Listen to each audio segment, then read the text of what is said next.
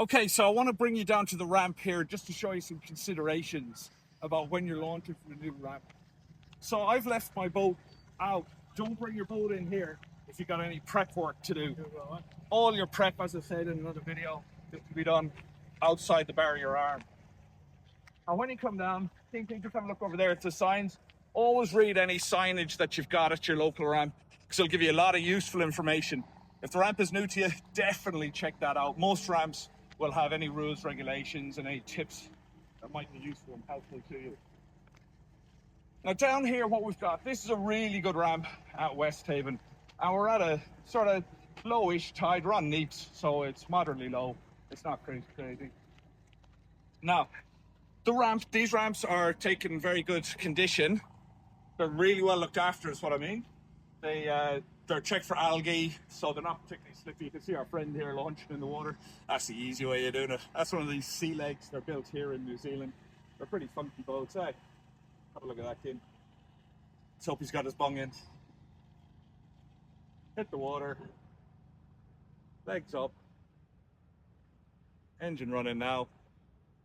There he goes. No fenders or lines required, eh? That's how you do it. Anyway, come with me, Cian. Let's walk down. I just want to explain a few things. Now, what you should be considering when you're launching from a new ramp is, firstly, where are you going to park your car? Is there space to tie the boat up alongside? Now, luckily, I'll do videos in the future about slightly trickier launching, but this is an ideal setup because we can just temporarily park our boat alongside. Now, look at those flags, Cian. You can see which way the wind is blowing, and the wind is coming here from the north, maybe a little bit of east in it, north, northeast, blowing this way. That really does matter for ramp etiquette on which side of the ramp you want to launch from. So if it's possible, you want to launch on this side of the ramp today because the wind is blowing you away. Why is that? That's simply because people who are coming back, as we've seen from many viral videos on YouTube and all the other social medias, they struggle to drive the boat and they're pretty poor, appalling boat handlers. So we leave this side of the dock available to them so that the wind pushes them on, and it's hard to get that one wrong when the wind is pushing you on. So be nice if you can, sit over on this side. It's nice and easy to launch your boat, and it'll just gently blow away from the dock and you can hold it as long as you got your bow and your stern line attached. Now, a good idea is to have a look and even go for a walk down on the ramp.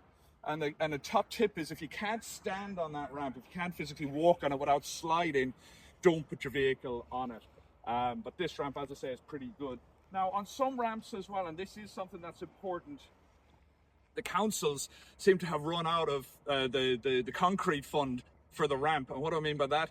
Some of them, they've got a ramp and it comes to an abrupt end like that. So if you don't know that, that's murky water. It's very difficult to see. But I do know this ramp, even if you want to go for a little paddle, with booties on, I might add, because we do get old jokers coming down here with broken beer bottles and stuff at night, having a few beers and chucking them. So just do be careful when you walk in. Always have some form of booties. That's actually why. Check that, check in the condition, check there's no obstructions, and it should be good. Now, ramp etiquette really is, as I said previously, do all your homework first. Think about the tides. This ramp is really good now, but is the tide still going to go out for another few hours? I do know some ramps where the tide will go out a mile, so you won't be able to get within a mile of your ramp when the tide is low. So make sure you've done your tidal calculations and do a little recce. And you can't beat talking to locals. Have a chat with your local, and they'll fill you with all the useful information and any sort of fish hooks that you may encounter, metaphorically and literally. And that's pretty much it, I think. For now, fairly straightforward here. Beach launch and all that other stuff. We got plenty of time, plenty more videos coming your way. So check out a few more. Hopefully got a few on the screen now to just keep yourself up to speed and well informed.